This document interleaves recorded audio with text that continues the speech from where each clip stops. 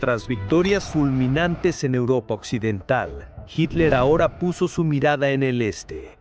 Una voluntad dictatorial y una visión irracional comenzó la Operación Barbarroja. La mayor invasión de la historia humana fue lanzada sin declaración de guerra. La Luftwaffe lanzó devastadores ataques preventivos, paralizando la defensa del Ejército Rojo.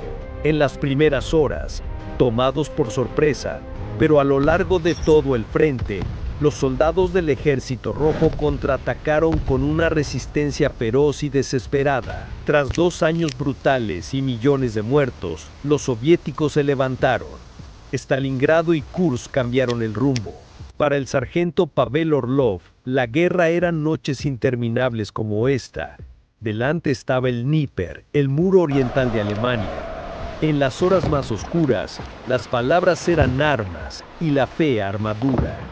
Sin preparación artillera, solo silencio y el elemento sorpresa. Una apuesta entre la vida y la muerte. Y entonces estalló el infierno. El río ya no era un santuario, se había convertido en un cementerio.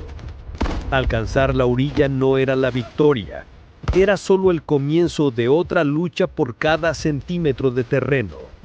Pero el enemigo no cedía fácilmente. Enviaron sus reservas, decididos a empujar a los sobrevivientes de vuelta al río. Ante una máquina de guerra de acero, la esperanza del infante residía en armas simples, empuñadas con un valor extraordinario.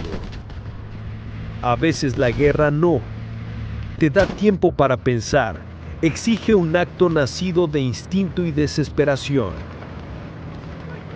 Mantuvieron la cabeza de puente que habían ganado, pero en el silencio que siguió no hubo alegría, solo el precio. El otoño sangró hasta el acero. El invierno en la Ucrania congelada. Korsun fue la siguiente trampa. Mientras el hielo se convertía en Normandía, los soviéticos dejaron que los alemanes creyeran que estaban agotados. Un gran engaño, conocido como Maskirovka. 1 millón de hombres moviéndose en la oscuridad con silencio radial absoluto. Y no estaban solos.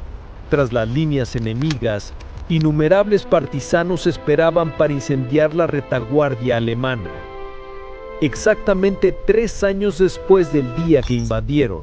Esto no fue una coincidencia, fue venganza. Comenzó la tormenta.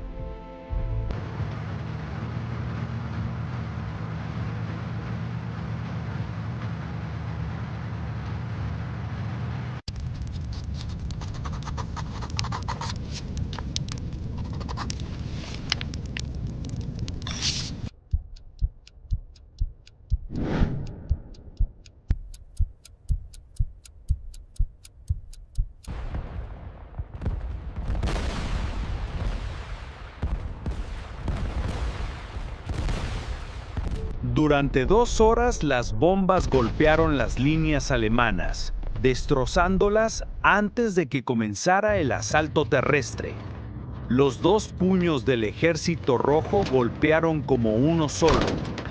Los blindados para abrir paso y la infantería para seguir, limpiar y mantener. Sobre nosotros, nuestros pilotos dominaban los cielos, asegurando que el enemigo no tuviera a dónde huir ni cómo reabastecerse. Fue una danza de la muerte donde la habilidad, la experiencia y la máquina decidían la vida o la muerte en un instante.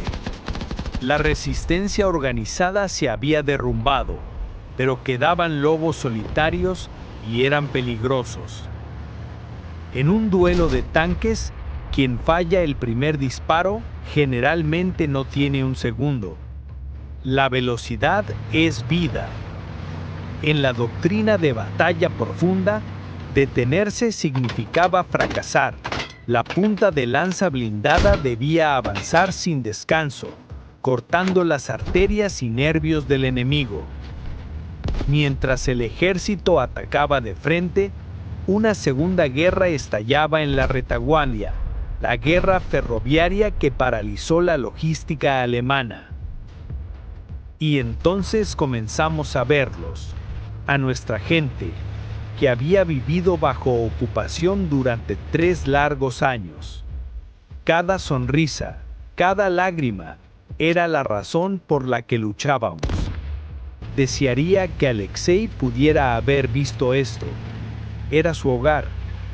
Detrás de los blindados venía la infantería, los que aseguraban y consolidaban la victoria. La alegría de la liberación fue solo una breve parada. La carrera continuaba. El objetivo final aún estaba por delante: Minsk. Al este de Minsk, las 2 puntas de lanza de acero del primer y tercer frentes bielorrusos, tras avanzar cientos de kilómetros, por fin se vieron. Dentro del caldero de Minsk, el grupo de ejército centro dejó de existir. Se desintegró en una muchedumbre desesperada. Minsk fue liberada. La capital de Bielorrusia era libre. La operación Bagration triunfó más allá de toda imaginación. Para Dmitri, esta victoria tenía un significado personal, una promesa a un amigo caído, un alma llevada a casa. 57.000 prisioneros alemanes marcharon por Moscú. Un golpe final a un ejército antes invencible. Esta victoria fue solo un paso más. El camino a la victoria final aún era largo. El camino a Berlín.